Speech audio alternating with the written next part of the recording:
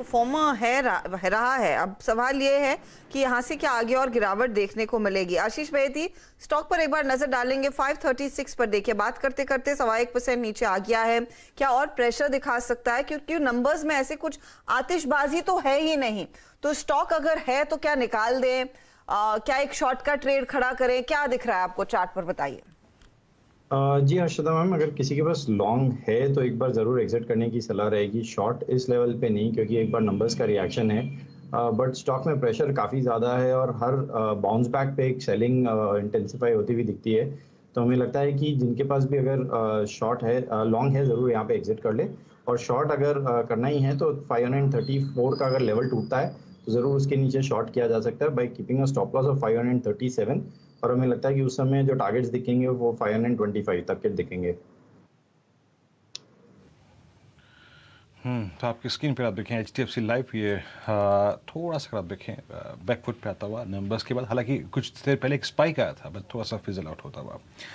लेकिन यहाँ से अब देखिए आगे बढ़ते हैं और कुछ महत्वपूर्ण खबरों पे फोकस करते हैं। और इस साल के अगर आप देखें विनिवेश कार्यक्रम को थोड़ा सा सेटबैक लगने की अगर आप देखें पॉसिबिलिटी बन रही है। दरअसल आने वाले दिनों में जो विनिवेश की प्रक्रिया है, ये जो रफ्तार है, वो धीमी पड़ने के संकेत मिल रहे हैं।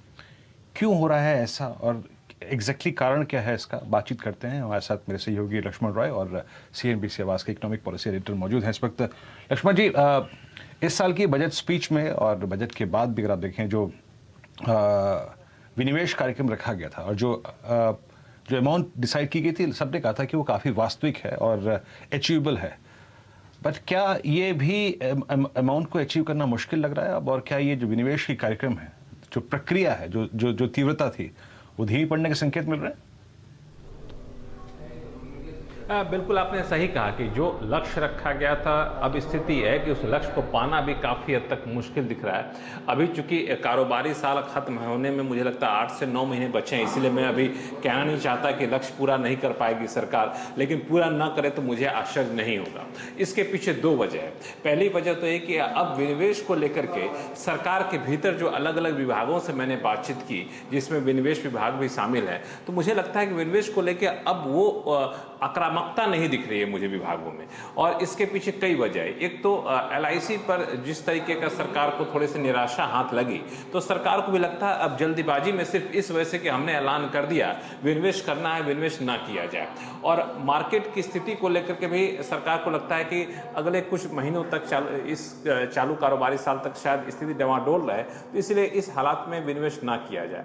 लेकिन दूसरी जो सबसे बड़ी बात है वो ये कि राजनीतिक नेतृत्व, जिसको पॉलिटिकल लीडरशिप कहते हैं, वहां से जो एक उत्सुकता आती थी, जो दबाव रहता था कि विनिवेश को आगे बढ़ाइए, विनिवेश क्यों नहीं हो रहा है, इसको करना है, उसको करना है, तो वो उत्सुकता या फिर कहें वो आक्रामकता राजनीतिक नेतृत्व की तरफ से भी देखने को नहीं मिली है। तो एक सुस्ती हर कॉर्नर में मुझे दिख रही है। और इसका प्रमाण आपको दूं कि विनिवेश की नीति का सरकार ने जो ऐलान किया था, जिसमें कहा था नॉन स्ट्रेटेजिक सेक्टर की सारी कंपनियां प्राइवेटाइज कर देंगी, स्ट्रेटेजिक सेक्टर में 4 कंपनियां रखी जाएंगी, तो उस नीति पर बहुत तेजी से काम आगे नहीं बढ़ रहा है। मुश्किल से 3 से 4 विभाग है जिनके ऊपर चर्चा ही हुई है, अभी तक किसी कंपनी के नाम पर फैसला होता हुआ नहीं दिख रहा है। तो ये सब मिला जाकर मुझे लगता है कि विनिवेश की रफ्तार थोड़ी सी सुस्त रहने वाली है।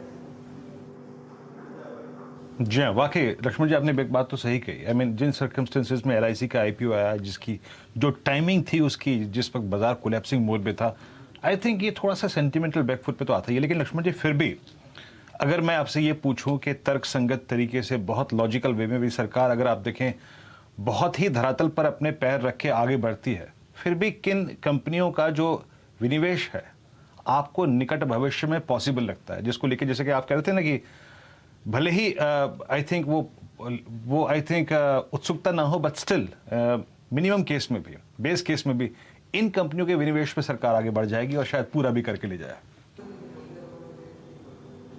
देखिए, दरअसल जो मैं कह रहा हूं उत्सुकता नहीं है, इसका मतलब ये कतई ना निकाला जाए कि प्रक्रिया ही रुक गई है, ऐसा नहीं है।